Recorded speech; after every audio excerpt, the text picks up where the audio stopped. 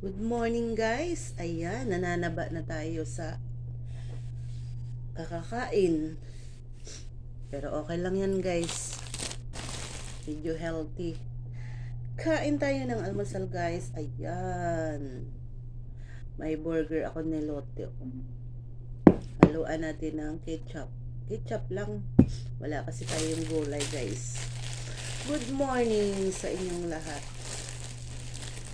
Gising na ba kayo? Ako, maaga ako nagigising. Kasi may ano tayo, hanap buhay. Mag-coffee tayo. Ito guys, hindi ko na hinihiwa-hiwa. Hindi na pa social guys. Lagyan natin ng burger sa ibabaw. Tapos, lagyan natin ng ketchup. Curry na guys. Konting ketchup lang guys kasi sabihan na diabetes din to guys kasi matamis plus tinapay pa. Control tayo kumain guys kasi may edad na tayo. Pero yung sipon ko talaga guys, isang buwan na to guys.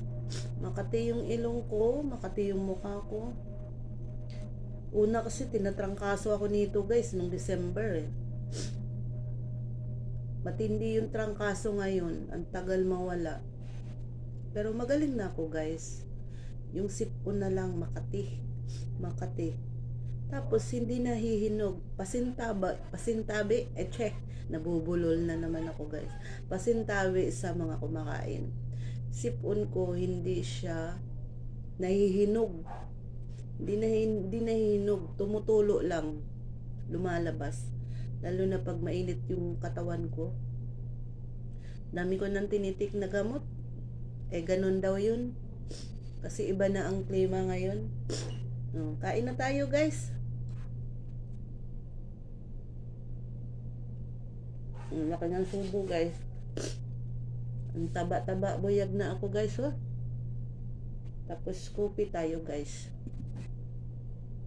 Teka lang guys, ilabas ko lang yung sipon ko.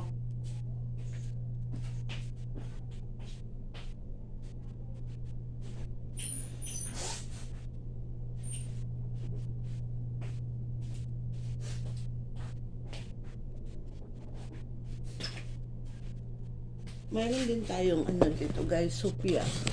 Ayan o. Supya. Pang merienda. Mantada na naman yung alaga ko guys oh.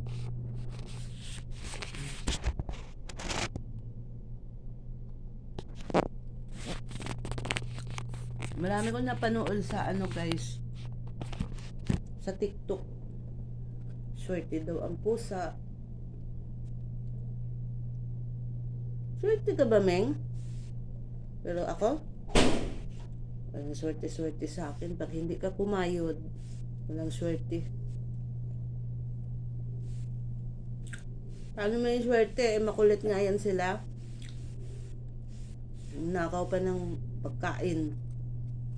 Ang ko lang guys, may bantay dito ng mga bigwit, pasintabi. Walang bigwit sa bahay pag may pusa.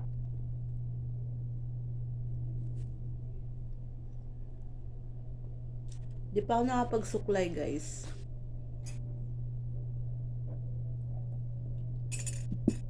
Inuuna ko kasi yung gawain ng bahay bago ako maligo. Sa bahay lang tayo guys. Hindi tayo lumalabas ngayon.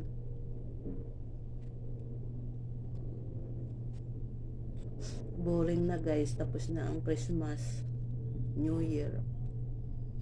Pasok na ng mga bata. Kaya nalungkot. Ay,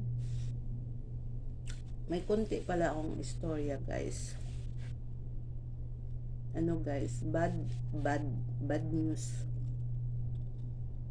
Ito sa kapitbahay namin guys. Siya? Na lalaki. Lagi ko nila live yung labas namin, yung NSR. Mga mga ano kasi guys, alam nyo na, may bisyo, walang trabaho. Munguha sila ng mga bakal dyan ba, eh may may-ari. Yung mga kalahating taon na sila kakakuha. Diyan sila nabubuhay. Pero dayo yung ano na yun, kumukuha. Binaril. Pasintabi sa mga kumakain at sa mga sensitive. Binaril siya guys. Ayun, nasa hospital. Malapit lang sa kami sa hospital dito guys. Gilid lang namin. Dalawang hospital, Ace at saka General. Tapos, nasa baba lang kami. Squatter area kasi to. Tabi kaming ilog. Diba lagi ko nang nilalive. Kung sinong nanonood sa akin lagi. Ayun. Malayo guys. Binaril siya. Dito may tama. Dito. Tapos tumagos dito. Tinanggalan siya ng ano yun? Itinanggal sa kanya sa loob. Tapos tinanggal yung bala. Nakawa din. Customer ko rin yun guys. Customer dito. Lagi bumibili. Minsan nag-aaway nga kami. Nasa hospital pero okay na siya. Naka-recover na siya. Tapos yung inaanak naman ng asawa ko, may asawa na rin yun pero bata pa guys. Mga 30 pa mahigit. Nagtrabaho ng supermarket. Siya? Nasa SM yata.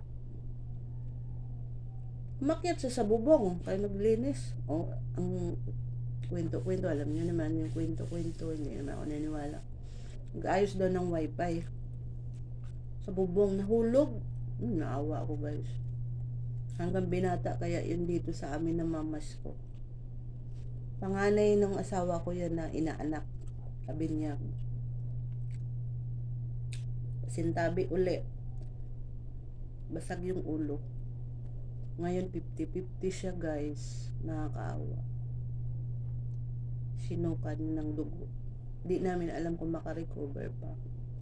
Yun ang aking bad news ngayon guys. Kasi inaanak din namin yun.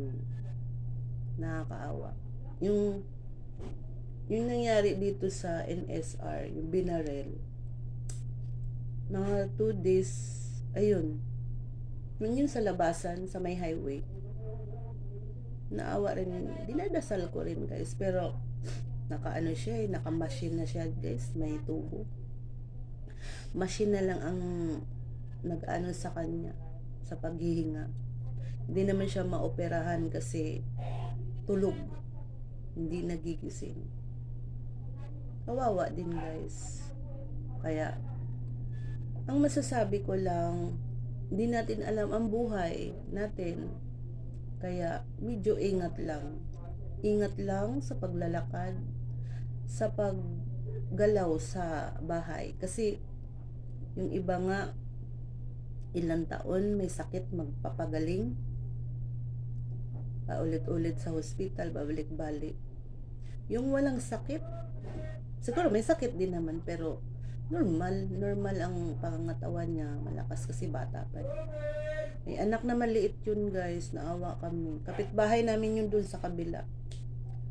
Pinapakain ko pa yun guys hanggang lumaki, hanggang kasi yung may mga inaanak kami guys, kahit malalaki na pumupunta sa bahay. Tapos nung nag-asawa na siya, yun hindi na siya pumupunta.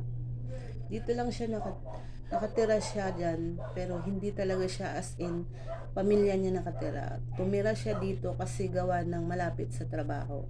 Sarili naman nila yun na bahay, maliit lang. Ang hirap. Hindi natin alam ang buhay natin. May disgrasya, kaya bago kayo umalis, bago kayo lumabas ng bahay, mag-pray, magdasal, mag-cruise. Pasok ka ng trabaho, pauwi, kailangan gabay ang ating sarili guys, kasi hindi talaga natin alam ang buhay natin. Kaya may sakit man o wala, May sumigaw tubig. Igib kasi kami ng mineral. Yeah. Masasabi natin, kahit marami kang pera, mayaman ka, walang pinipili ang kamatayan. Totoo yan, guys. Kaya, sa atin lang, wag masyadong magmamataas. Na mataas ka, marami kang pera, may sasakyan ka, magara ang bahay mo, perpesyon na lang mga anak mo. Kailangan, guys, maging mabuti ka dito sa mundong ito. Maging mabait ka. Kasi, lahat naman tayo nangangailangan. Gustong umangat sa buhay, pero kung ikaw ang umangat, huwag kang magmataas. Kasi, hiram lang tayo dito sa mundong ito, guys. Nangaral! Hindi, yun lang ang maano ko, guys. Kasi ako may edad na ako. Alam ko kung anong tama o mali. Alam ko kung anong buhay dito sa mundo. Lola ko magaling mangaral yun. Magaling alam ng pang-ano niya ng panahon. Nahulaan nga niya yun sa amin yung Ginsa o Gonzalo Bernard. Aming baryo yun, doon ako lumaki. Pumunta siya dito sa akin sa Maynila, nagbakasyon. December yun, tuwing December yun, nandito sa akin yun. Sabi nga niya, alam mo, Vic, yung lugar natin, mas lamang pa sa ormok ng nangyari noon. Tama nga sinabi niya. Dami kong kwento, no? Buong baryo natabunan sa amin, guys. Kasi nga, pinagpuputol nga daw yung mga kahoy sa bukid. Ngayon nga, disyerto na Bumagyo lang, wala na. Yung St. Bernard, Southern Leyte.